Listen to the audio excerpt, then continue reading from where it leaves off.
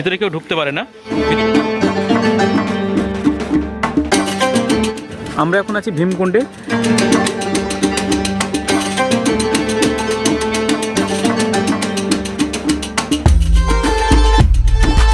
আমরা এখন মা তারিণী মন্দিরে চলে এসেছি। এখানে আমাদের টোটাল গ্রুপের সবাই আছে এখানে মোটামুটি। এই সবাই ড্রেস করছে, জুতো টুতো খুলে রাখা হচ্ছে। এবার মূল মন্দিরের মধ্যে প্রবেশ করব, তবে ওখানে ভিডিও করা নিষেধ, এর জন্য ভিডিও কোনো অপশান নেই। যা ভিডিও করা এই বাইরে থেকেই করতে হবে।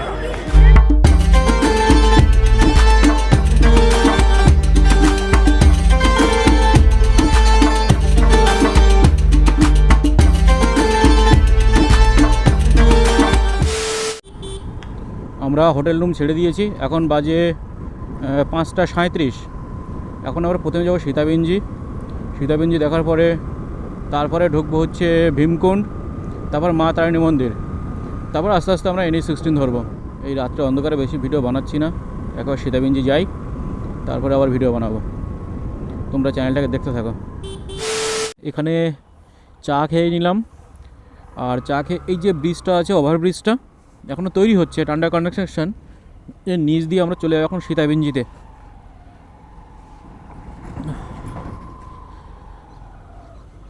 প্রচুর ঠান্ডা আর তেমন কুয়াশা। আমি যে কথা বলছি, কথা বলতে গেলে হেলমেটের ভাইজারটা পুরো ধোঁয়া দেওয়া হয়ে যাচ্ছে।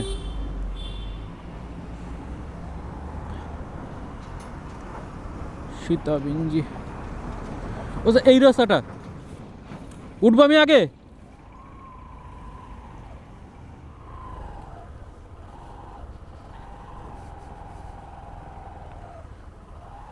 এই রাস্তাটা সোজা চলে আসে সীতাবিঞ্জি। দেখাচ্ছে 7.5 কিলোমিটার, মানে 7.4 কিলোমিটার। টাইম লাগবে 14 মিনিট।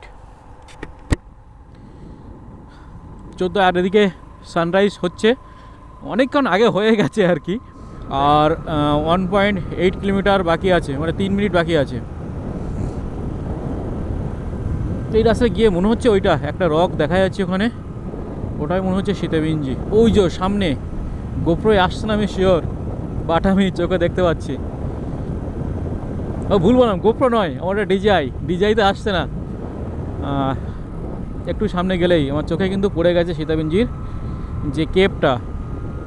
ওখানে কেভ আছে, যে কেভে মা সীতা লবকুশকে নিয়ে থাকতেন পৌরাণিক আখ্যান অনুযায়ী। সেই সীতাবিঞ্জি এসে গেছি।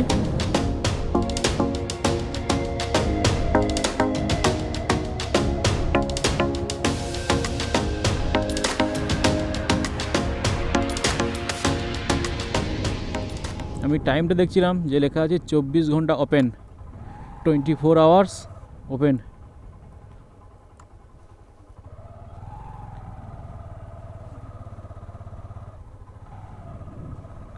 পাথরটা কি এখানে বসিয়ে দিয়ে গেল নাকি? দারুণ লাগছে দেখতে এটা। গাড়িটা আমরা নিচে নামাবো।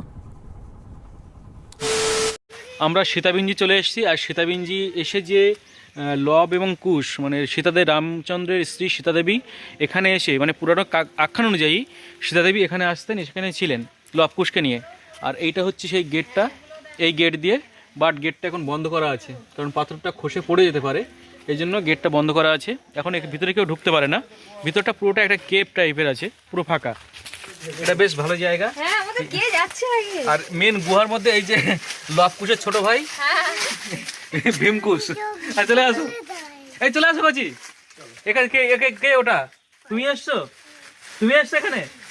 চলে আসো, আসো, চলো। এটা কি বলো তো? বলো গুহা।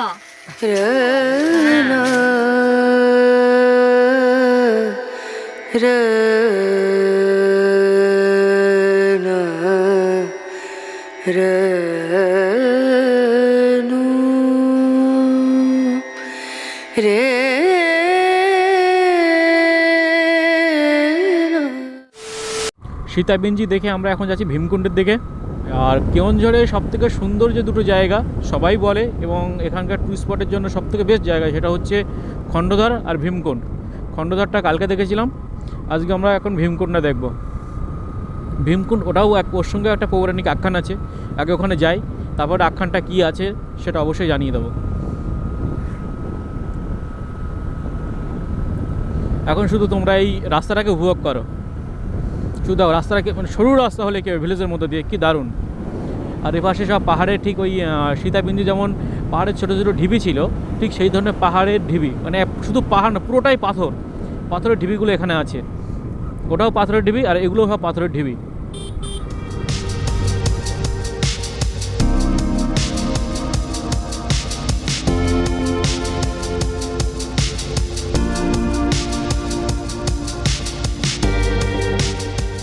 এখন আছি 220 হাইওয়েতে। এবার এখান থেকে সামনে যাব, গিয়ে রাইট সাইডে টার্ন নেব। রাইট সাইডে টার্ন নিয়ে আমরা চলে যাবো ভীমকুণ্ডের দিকে। এর আগে আরও অনেকগুলো রাস্তা আছে ভীমকুণ্ডে যাওয়ার জন্য, বাট এই হাইওয়েটা ধরার জন্য আমরা মানে বেশি টাইম চালাতে পারবো, এই জন্য এদিকে আসা। ওগুলো ভিলেজের মধ্যে দিয়ে গেছে, আমাদের যেমন একটু সামনে গিয়ে ভিলেজের মধ্যে ঢুকতে হবে।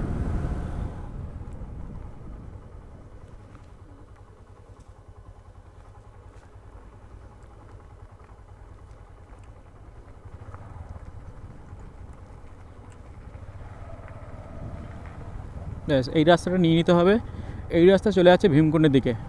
রাস্তাটা খুব একটা ভালো হবে না, ভিলেজের মধ্যে তো মোটামুটি ভালো মন্দ মিশিয়ে আছে রাস্তাটা। এখন দেখি পুরোটা মরামের রাস্তা, মানে যেখান থেকে এই রাস্তা ঢুকলাম মরাম পড়ছে, আশা করছি ভীমকুণ্ডতে মরামের হবে। আর এটা প্রায় 20 কিলোমিটার, টাইম দেখাচ্ছে লাগবে 41 মিনিট। মানে বুঝতে পারছো রাস্তাটা খুব একটা ভালো নয়। তবু এরকম রাস্তা হলে দিব্যি সুন্দরভাবে চলে যাওয়া যাবে, খারাপ হলে সমস্যা। আমরা ভীমকুণ্ড প্রায় চলে এসেছি, এখানে দেখাচ্ছে আর 950 মিটার, মানে 2 মিনিট লাগবে। রাস্তাটা খারাপ ভালো মিশিয়ে এখন রাস্তাটা এই লাস্ট 5-7 কিলোমিটার চালাচ্ছে, রাস্তাটা পুরো এরকম দারুণ রাস্তা। দেখে বোঝা যাচ্ছে রাস্তাটা নতুন তৈরি হয়েছে। হ্যাঁ, টুরিস্ট স্পটের গ্ল্যামার বাড়ানোর জন্য রাস্তা অবশ্যই নতুন করে সুন্দর করে করা প্রয়োজন।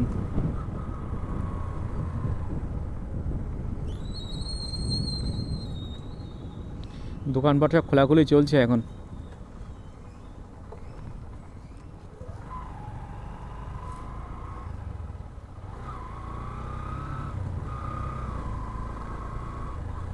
Welcome to Bhimkund watch tower. ওদের কোথায় রাখবেন? ভীমকুণ্ডের মধ্যে ঢুকছি। ভীমকুণ্ড যে ওয়াচ টাওয়ারটা, সেই ওয়াচ টাওয়ারের পথে এখন আছি।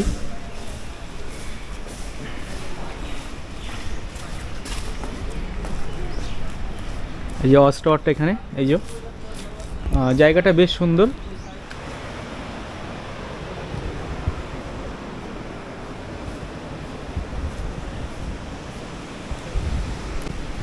এই জায়গাটা থেকে মানে দারুণ লাগছে দেখতে। ভীমকুণ্ড ওয়াটারফলের যে মজাটা, সেটা এখানে আসতে হবে, এখানে এসে দেখতে হবে। বা ওপারেও ওখানে দেখার জায়গা আছে। যখন বর্ষার সময় এই জায়গাটা পুরোটাই জলে ভরে যায়, তখন আরও এই যে রূপটা দেখা যাচ্ছে, রূপটা আরও বীভৎস রূপ ধারণ করে। আর ময়ূরভঞ্জ জেলায় অন্তর্গত এই ভীমকুণ্ডটা, এখানে মোট 2টো নদী আছে, 2টো খাড়া আছে। একটা হচ্ছে সানাকুণ্ডা আর হচ্ছে বড়কুণ্ডা। এখানে বড় কুণ্ডাও আছে বা কুণ্ডু, যে কোনো একটা নাম হতে পারে। এই দিকে একটা নদী, এই যে, আর এই সাইডে জল আসছে, ঠিক এই সাইডে এর পাশে একটা নদী আছে। 2টো নদীর জল এখানে এসে মিশে এখানে এই দিক দিয়ে চলে যাচ্ছে আবার।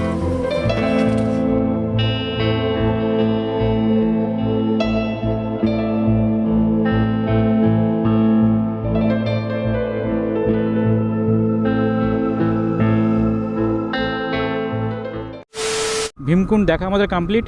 এখন আমরা যাচ্ছি মা তারিণী টেম্পেলে। তারিণী টেম্পল যাব, সেখান থেকে আমরা বাইপাস ধরে নেব।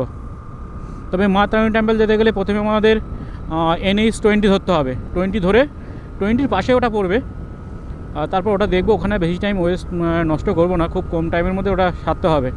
আমরা অনেক লেট। অ্যাকচুয়ালি এইটা আমাদের কমপ্লিট করা ছিল 8:30টার মধ্যে, এখন বাজে 8টা, এখন বাজে 10টা 28, মানে 2 ঘন্টা লেট। মানে বুঝতেই পারছো। তাছাড়া আমরা ঘুরে ঘুরে যাবো, তো তার জন্য অনেকটা টাইম বেশিও লাগবে। বাট ওপার দিয়ে গেলেও একই টাইম লাগতো, এরকম বেশি টাইমই লাগতো, কারণ রাস্তা যা খারাপ, অনেক জায়গায় খারাপ আছে, তার জন্য যে টাইমটা ওয়েস্ট হয়। সেখানে আমরা বাইপাস ধরে যাব। আর চেন্নাই হাইওয়ে তো আমি এই নিয়ে 5-7 বার চালিয়েছি, দারুণ রাস্তা। ওই রাস্তা ধরে আমরা চলে যাব। তোমরা দেখতে থাকো, আর যদি ভালো লাগে অবশ্যই চ্যানেলটাকে সাবস্ক্রাইব করবে, কমেন্ট করবে এবং লাইক করবে। আর কারো যদি কোনো প্রশ্ন থাকে অবশ্যই কমেন্টে লিখবে। আমি যত সম্ভব চেষ্টা করি সবার কমেন্টের উত্তর দেওয়ার। এবার হয়তো 1-2 দিন লেট হয়, সবসময় তো ইউটিউব খুলে দেখা হয় না, বিভিন্ন প্রফেশনালে যুক্ত আছি, কাজবাজ থাকে, ওই জন্য সবসময় খুলে দেখা হয় না।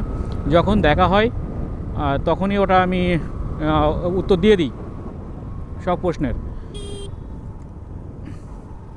আর সবসময় খুলে দেখা হয় না বলতে অ্যাকচুয়ালি ইউটিউবটা আমার প্রফেশনাল নয়, এটা আমি করেছি নিজের স্মৃতিটাকে ফোন বা মেমোরিতে কতদিন ধরে রাখবো, একটা সময় পরে ডিলিট হয়ে যায়। ওই জন্য আমি ইউটিউবটাকে ব্যবহার করি স্টোরেজ হিসাবে, যে ওখানে আমার স্টোর থাক। এখন না হোক বুড়ো বয়সে যখন হাঁটু পাটু নিয়ে আর উঠতে পারবো না, তখন শুয়ে শুয়ে দেখতে পারবো। এই কারণে ইউটিউবটাকে ব্যবহার করা। ইউটিউব থেকে আমার ইনকাম হোক না হোক, ডোন্ট কেয়ার।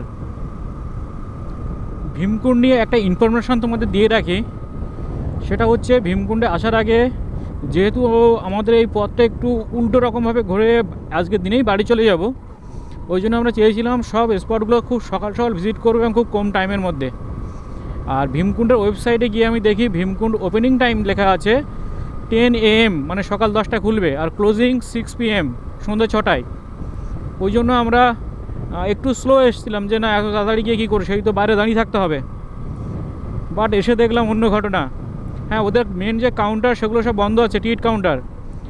বাট একটা ম্যাডাম দেখলাম তিনি চেয়ার নিয়ে বসে আছেন, তিনি টিকিট কেটে সবাইকে টিকিট দিচ্ছেন সবাইকে ঢোকার জন্য, এবং সেটা নাকি সকাল থেকে শুরু হয়ে যায়। ওই জন্য তোমরা যারা বাইক নিয়ে বা পার্সোনাল কার নিয়ে আসবে, যদি ডাইরেক্ট চলে আসতে চাও ভীমকুণ্ডে, যা তাড়াতাড়ি দেখে আবার দূরে আবার হোটেল দিকে দেবো, মানে রওনা দেবো, বা অন্য কিছু করবো, তাই অন্য কিছু অ্যাক্টিভিটি করব, তারা খুব সকাল সকাল আসতে পারো, কোনো অসুবিধা নেই। আমরা তো 8:30টায় এসে দেখলাম ভীমকুণ্ড ওপেন।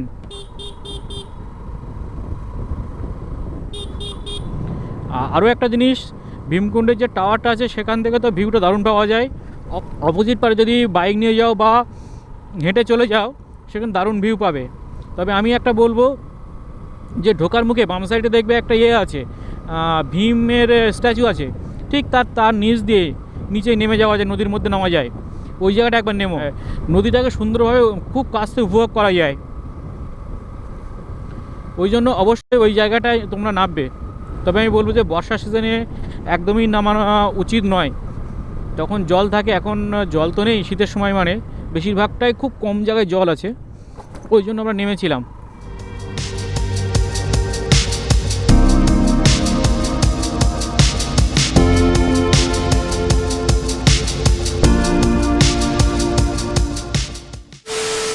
আমরা এখন মা তারিণী মন্দিরে চলে এসেছি।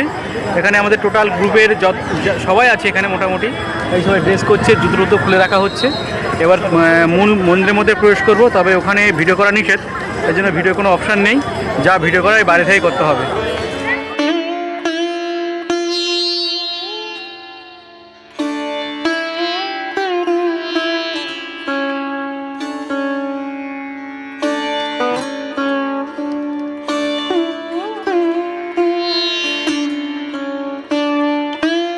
এবার এখানে প্রচুর ভিড়, আজকে কোনো পূজা টুজার ডেট হবে। আর বাইরে থেকে কিছুই দেখতে পেলাম না। বাইরে থেকে নারকেল নিয়ে আসতে হবে, এসে এখানে প্রসাদ হিসেবে পূজা দিতে হবে। আর এখানে এটিএমের ব্যবস্থা আছে, শুরু করে সব কিছু ব্যবস্থা আছে, খুব সুন্দর হসপিটালিটি আছে এখানে। তোমরা যারা আসবে কোনো অসুবিধা হবে না এখানে আসতে।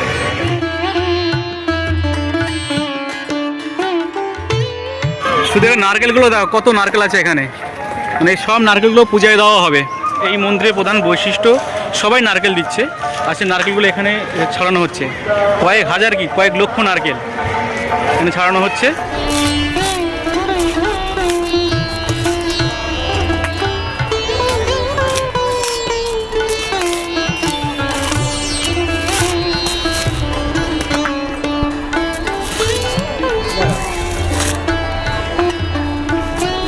একটা নারকেল ছাড়াতে জোর 3 থেকে 4 সেকেন্ড সময় লাগবে। মা তারিণী মন্দির আমাদের দেখা কমপ্লিট। এবার সোজা ধরে নেব হাইওয়ে, NH-20 ধরবো। NH-20 ধরার পরে আমরা চলে যাব NH-16, মানে কলকাতা চেন্নাই হাইওয়ে হয়ে সোজা কলকাতা থেকে বাড়ি। আর মাঝখানে আমার একটা ইনসিডেন্ট ঘটে গেল, সেটা হচ্ছে বাইকের হর্নটা কেটে গেছে। এখানে একটা 200 টাকা নিল একজন, তার কাছ থেকে লাগিয়ে নিলাম, বাট তার যে বাঁশির আওয়াজ যেন সে ভ্যানের আওয়াজের মতন হচ্ছে।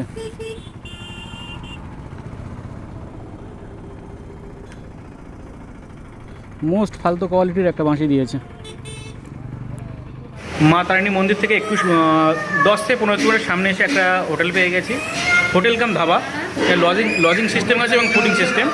সেখানে আপাতত এখন সবজি ভাত নিয়েছি, মূল্য 80 টাকা। এই সবজির মধ্যে এইগুলো আছে, এখানে ভাত ভাজা আছে, সালাড আছে আর ডাল, এটা হচ্ছে সবজি তরকারি। বাট আর এটা কি বলতে পারবো না, চাটনি ফাটনি কিছু হতে পারে। হ্যাঁ চাটনি, এটা চাটনি আছে। আর মোটামুটি আমাদের সবাই খেতে বসে এই ইলাউদ্দিন বাবু আছেন, মেন বস তো আছেই। আমরা সবজি ভাত নিয়েছিলাম, এর সঙ্গে নিয়েছি পনির মশলা। এই যে পনির মশলা এক কড়াই চলে এসছে, বাচ্চা কড়াই। টোটাল 1 2 3 4 5 6 7টা পনির দেখতে পাচ্ছি। ও না, একটু ধরুন। আমাদের লাঞ্চ কমপ্লিট।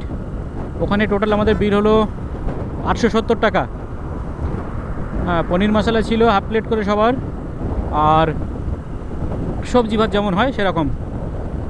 এখন আমরা আছি NH 20, আর NH 20 হয়ে পরে আমরা ধরবো NH 16। এই সামনে পড়বে পানিকলি জায়গা পড়বে, মানে এটা ভদ্রকে ঠিক একটু আগে। আরে একটা পথ ছিল সোজা ভদ্রকে চলে যাওয়া যেত শর্টকাটে, বাট ওটা হাইওয়ে ছিল না, ওই জন্য ওটা ধরিনি। এই পানিকলিতে সেই NH 20টা পড়ছে, এটা ধরে সোজা NH 16-এ কানেক্ট হচ্ছে। আর এই 16 ধরবো, সোজা চলে যাবো খড়গপুরের পথ থেকে তো সেই চেনা জানা একই পথ, খড়গপুর থেকে। তারপরে আমাদের সবার প্রিয় যে দীঘার মোড়, হ্যাঁ, তারপরে কোলাঘাট, তারপরে আস্তে আস্তে সাঁতরাগাছি হয়ে কলকাতা বারুইপুর হয়ে ক্যানিং। এখনও ক্যানিং যেতে 404 কিলোমিটার, টাইম দেখাচ্ছে 8.5 ঘন্টা, মানে আমাদের প্রায় 10 থেকে 11 ঘন্টা লাগবে। এখন টাইম হয়েছে 2টো, রাত 12টা 1টা বাজবে আমাদের যেতে। যে পথটা আসলাম এই পথটা অনেকটাই বেশি, মিনিমাম 150 কিলোমিটার মতন বেশি, কিন্তু ওই ধুলোয় আর ভালো লাগছিল না, প্লাস টুরিস্ট স্পটগুলো আমাদের সাইডে ছিল, এই কারণে এই পথটাই আমরা বেছে নিয়েছি।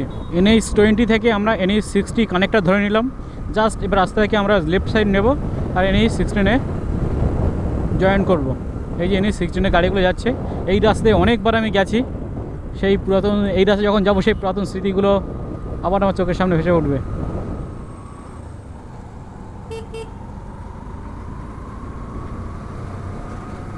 ব্যাস, এই NH 16-এ কানেক্ট হয়ে গেলাম। এতক্ষণ আমরা চালাচ্ছিলাম 4 লেন রাস্তা, এবার 6 লেন। এই রাস্তায় কিছুদিন আগে, মাত্র 1 মাস আগে আমি কলকাতা টু কন্যাকুমারী রাইড করেছি, ঠিক সেই রাস্তা দিয়ে আবার রাইড করছি। ঠিক আছে, আমরা একটু গাড়িটা ফাঁকা রাস্তা আছে, টাইমটা অনেকটা লাগবে, একটু টেনে নিই। তোমরা চ্যানেলটাকে দেখতে থাকো, ভালো লাগলে অবশ্যই কমেন্ট করতে ভুলবে না।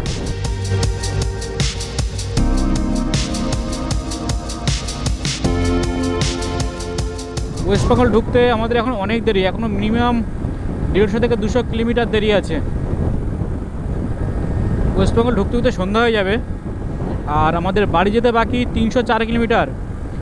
গুগল ম্যাপে দেখা যাচ্ছে 6 ঘন্টা 36 মিনিট লাগবে, আর বাসতে পারে 11টা 21 আছে। আমরা অনেক এখনও আমাদের রেস্ট নিতে হবে, ইত্যাদি ব্যাপারগুলো তো আছে, প্লাস কলকাতা জ্যাম, সব মিলিয়ে আমরা ধরে রেখেছি 2-2.5টার কমে ঢুকতে পারবো না। অ্যাকচুয়ালি টুরিস্ট স্পট দেখে আমরা বার হয়েছি 1টার দিকে, সেখানে দাঁড়িয়ে 2-2.5টায় ঢোকাটা স্বাভাবিক। ফার্স্ট সকালে যদি বাড়ির উদ্দেশ্যে রওনা দিতে পারতাম তাহলে হয়তো এইরকম টাইমে গিয়ে উঠতাম, বাট আমরা বার হয়েছি অনেক সকালে, বা টুরিস্ট স্পটটা শেষ করেছি আমরা 12:30 থেকে 1টার দিকে, এই জন্য আমরা অনেকটা লেটে আছি।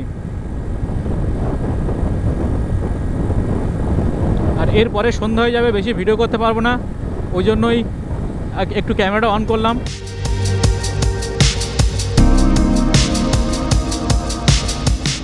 আমরা এখন আছি জলেশ্বর, এবার সামনে আসবে সোনাকনিয়ার পরে দাঁতন, মানে আর কিছুক্ষণের মধ্যে আমরা ওয়েস্ট বেঙ্গলে প্রবেশ করব।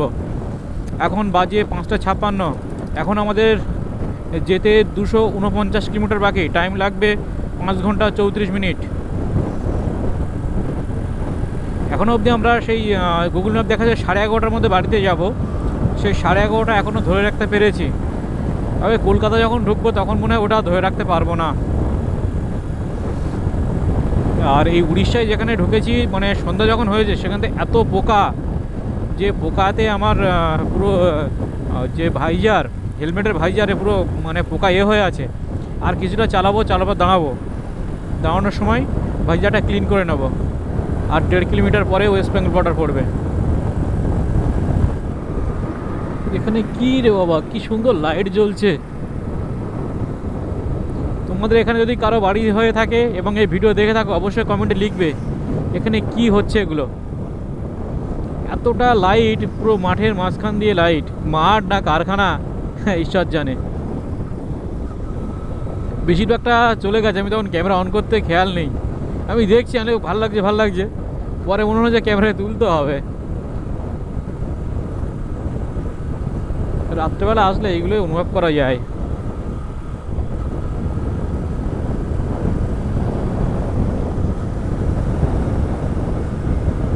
এগারোটা 29 আমরা উঠে গেছি মা ফ্লাইওভারে। তবে আমি যখন কোলাঘাটে ছিলাম, কোলাঘাটে যখন ডিনার করছিলাম সে সময় আমার এক পরিচিতকে ফোন করেছিলাম যে মা ফ্লাইওভার কটা অবধি বাইকারদের জন্য অন থাকে। তবু আমাকে বলেছিল 9টা পর্যন্ত থাকে, তারপরে দেয় না। আমরা তো বেশ টেনশনে ছিলাম যে নিচে তো জ্যাম হবে।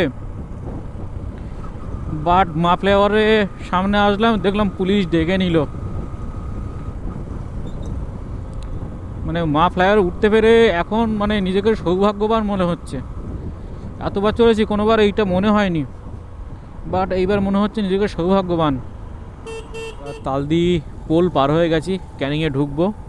ক্যানিংয়ে ঢুকতে আর 10 মিনিট বাকি আছে, মানে 6 কিলোমিটার বাকি আছে এখান থেকে। যে 2.5 বছরের বাচ্চাটা আমাদের সঙ্গে গেল, তোমরা যদি একবার দেখতে থাকে মানে ভাবতে পারবে না যে একটা বাচ্চা এত স্ট্রং হতে পারে। এতটা চালানো হলো, এত কিলোমিটার, ও চুপচাপ মাঝখানে বসে থাকে, কোনো মানে কান্না করে না, তার কোনো আবদার নেই, কিচ্ছু নেই। আরও আমরা পাশ দিয়ে গেলে আমার দিকে টাটা দেয়, হাসে। শুধু এখানেই শেষ নয়, এরপরেও যেখানে গাড়ি থেকে নামানো হয় সঙ্গে সঙ্গে সেখানে যদি গান টান বাজে সঙ্গে সঙ্গে নাচ শুরু।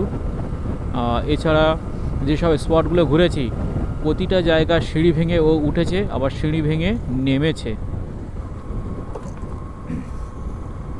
মানে বুঝতে পারছো কত স্ট্রং বাচ্চা ও, বয়স মাত্র 2.5 বছর। যাই হোক, আর বেশি ভিডিও বানাচ্ছি না। আমাদের এই এপিসোডটা কলকাতা টু কেওনঝর যে পার্ট এখানেই শেষ হচ্ছে। তোমরা সবাই ভালো থেকো, আর এই ভিডিওটা যদি ভালো লাগে তাহলে সবাইকে শেয়ার করো। আর কেউ যদি কেওনঝরে যেতে চায়, মনে হয় যদি তার এই ভিডিওটা দেখলে তার হেল্প হবে, তাহলে তার কাছে অবশ্যই শেয়ার করো।